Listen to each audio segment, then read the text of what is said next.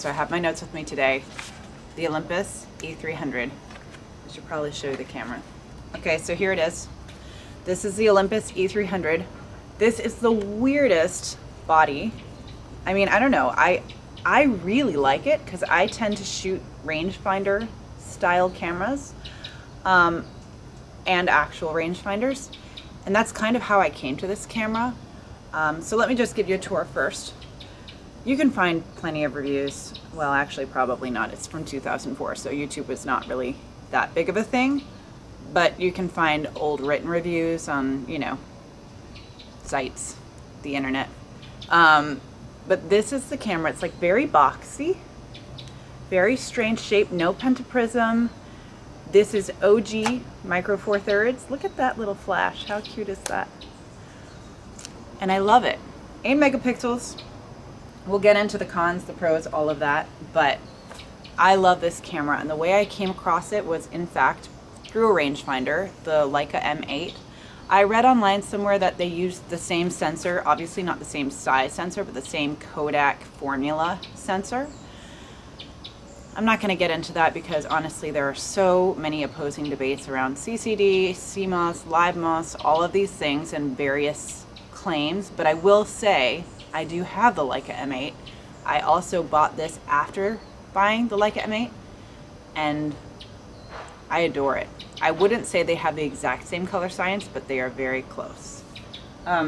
So getting into my review, I'm going to talk about the cons first because there are definitely a few. Notes. So cons.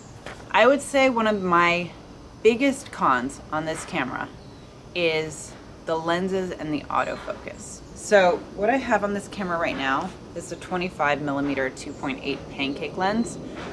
Absolutely love this. I mean, look how small this is. This is ridiculous. I can actually fit it into the pocket of like my oversized jacket.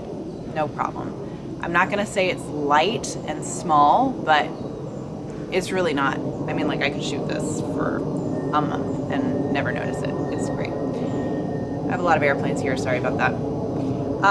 So the lens selection, however, is somewhat limited. There are some like really crazy good lenses apparently, but they're like $1,000 still on the market because they're so rare, and I'm not gonna spend $1,000 on an antiquated lens mount. Like I said, this is the original 4/3 lens mount, so not Micro Four Thirds. You can adapt these lenses onto Micro Four Thirds, and I'll get into that later. But in short, the lenses that are available for it are actually really good. I have this one, the 25 2.8, which is focal equivalent or field of view equivalent of 50mm, so same as Micro Four Thirds, you double everything.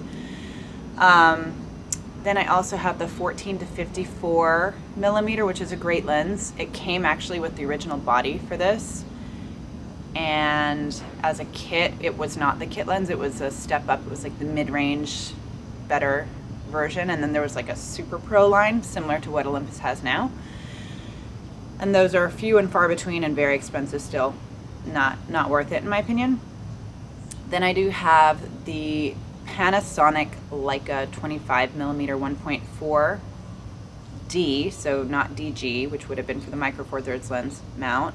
That's actually really still kind of hard to come by and can be quite pricey. I waited for a long time to find mine. I got it on eBay, I bartered and bargained, and I got it for a decent price, but it's not cheap. This one I got for less than $100. The body itself I got for $40. And then the last, I actually have a few of these now because I'm kind of in love with them and collecting, but they all came with like various versions of the kit lens. So the 14 to 42 kit lens and the 45 to 150mm kit lens, they're all totally decent. Like they work. So if you wanted to get into this, you could do it for under $100 easily, like probably closer to 50. I've seen 2 listings this morning for $50, including the 14 to 42 kit lens. So I guess I fell into the pros pretty early, but that's definitely a pro in my mind. But getting back to the cons. Okay, so firmware, kind of a big con because you can't update the firmware. So I actually have 3 E300s now because I was looking for the one with the latest firmware to see if it would work better with the Panasonic lenses. The earlier firmware, the 1.0, 1.1, I think 1.2 is the last firmware update, but the earlier ones don't play very nicely with the Panasonic lenses, and actually the latest one doesn't play that well either. So that is one of the cons. As I mentioned, lens selection is kind of limited. Good lenses for what does exist, but the autofocus is an issue when you're mixing brands. So the Panasonic lenses on the Olympus bodies don't play terribly nice. That being said, even with the Olympus bodies, these are all focused by wire, and I do not like focus by wire. So manual focus on this is kind of useless, and that does make this a bit of an issue because, you know, it's 2004, it's a CCD sensor, which is not known for great low light performance in terms of high ISO. So you bump the ISO and you're like, okay, well, I have a fast lens of 1.4 from Panasonic. I will just manual focus this. Well, no, not so fast. It doesn't work that well. So that's a bit of a bummer. I would say my hit rate on like the 1.4 25 millimeter at night is really low, like 1 out of 10 shots. So, you know, you just got to treat it like a film camera, except without manual focus. So you shoot in daytime, basically. I would say the LCD screen is BS. Like, it's terrible. I mean, there's just, it's not accurate color or contrast. It is 2004, so take it for what it's worth. But I trust the metering on this, which is one of the pros. I think it well meters, it well, you know, white balances. I mean, it will look crazy when you take a shot on this. I wish I could actually, or maybe I can try this. Okay, so I don't know if you can see this, but no, you're not gonna be able to see that. Take my word for it, it looks crazy yellow and super crunchy in terms of the contrast. So you just can't trust the back of the LCD. For a long time, I was like checking the histogram and I was like, oh, is it gonna be okay? I just learned to trust the thing. I treat it like a point and shoot. It does its job beautifully. I always set my exposure to like compensation of -3, -7, point -3, point -7, so that, you know, I'm just not clipping my highlights and I can bring back those shadows, no problem. I shoot raw. So that's another point to make, is I process all my own photos. It's just the way I like to do things. I think the JPEGs out of this are actually really nice, but I prefer to control that myself just because I'm a tinkerer, and that's why I have this channel. So I shoot raw. It has total compatibility with, actually with both Lightroom and Capture One. It does not work in DxO if you use that, but I use Lightroom and it works beautifully. They sharpen really beautifully actually in Capture One, but I've kind of gone back to, I was on Capture One for a long time, went back to Lightroom, and now I'm very happy in Lightroom. So there we are. So the files work beautifully. They're really malleable, actually, like shockingly malleable for what you would say is like a really old camera. So I can bring back a lot of those shadows, and again, super happy with that. The buffer rate sucks. I mean, it's not the worst by far. Like, I have much slower cameras, but we're talking about cameras from like 2001, like the Olympus C5050, which is one of the cameras that is in this box, and we'll get into this box in a little bit. But the C5050 is crazy buffer, like you're waiting a minute or two before you can shoot the next shot. That is not the case here, and I shoot this in single point autofocus, central, you know, focus and recompose. I'm not trying to do anything fancy or crazy. I don't use continuous autofocus. I wouldn't try. It's not gonna keep up with anyone's standards for 2021. So you can shoot, you know, probably like 5 or 6 shots, and then it's just gonna, you gotta lag. So I shoot my girls' soccer games with this not too long ago, and I got, you know, great shots, but there were definitely moments where I was like, oh, I missed that because the buffer.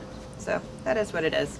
It uses the CF cards from back in the day. So for all you kids who might not know, this is what a CF card looks like. you can get these with an SD, you know, can get the body of this with an SD slot, so it like is a whatever, a converter or whatever. But I just have a bunch of old CF cards from my dad, so I just use them, and they're great. And Amazon is your friend. You can just get, you know, a reader that has an SD card, a micro SD, and a CF, and call it a day. So that is basically all of my cons. Now let's talk about the pros. Far and away, the reason to get this camera is for the color science. There is something magical and, in my opinion, unreproducible, and people will argue ad nauseum for the whole argument of like, can you reproduce CCD colors and CMOS sensors, et cetera, et cetera. Yeah, I'm sure you can, but it's just gonna be a ton of work, and I don't have the interest nor the time. So I just shoot this. I've done, you know, worked up a little preset on Lightroom, and I apply it at, you know, capture, or not capture, but ingestion of the photos to Lightroom. Boom, I'm done 90% of the time. I might tweak a little bit here or there, but 90% of the time. And honestly, even if I just import the photos and hit auto white balance, auto exposure, everything in Lightroom, it's a near damn perfect file.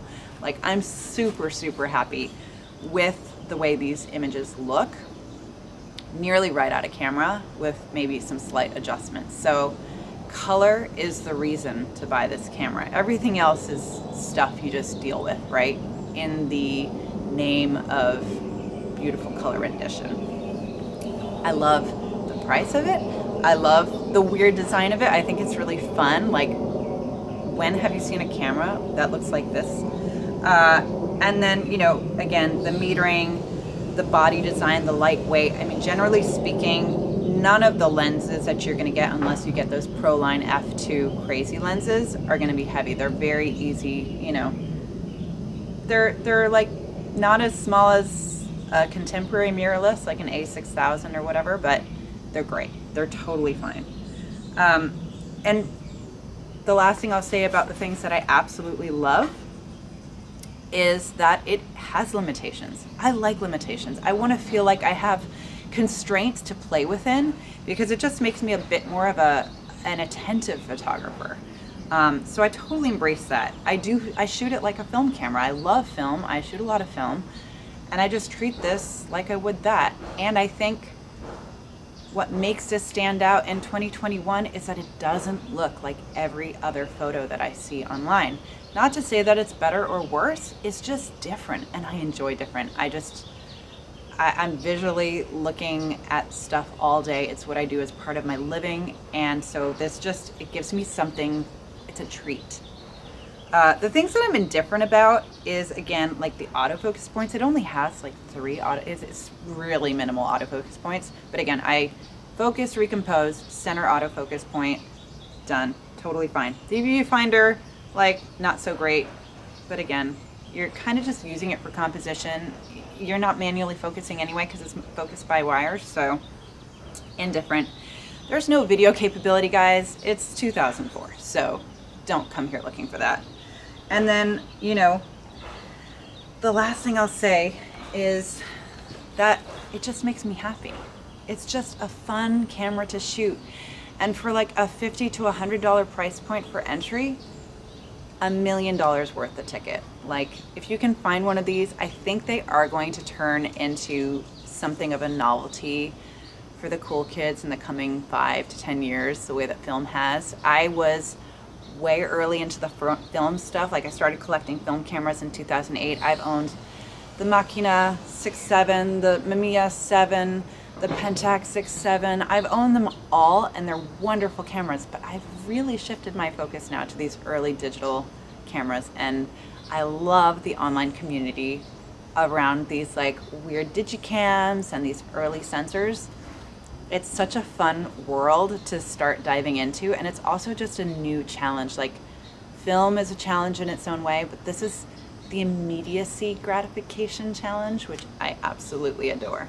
So that is the Olympus E-300. I hope you enjoy it. I hope you get to try one.